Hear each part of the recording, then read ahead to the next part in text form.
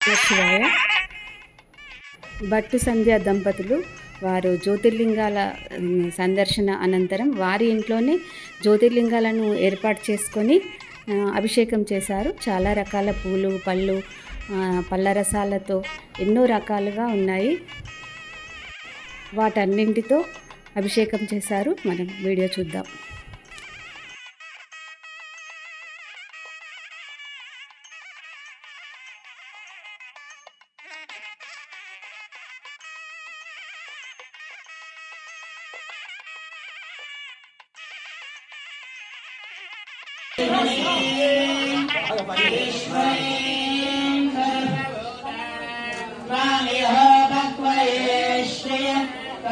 భక్తుల కోరిక మేరకు కెమెరామెన్ కాస్త పక్కకు ఉండాలి.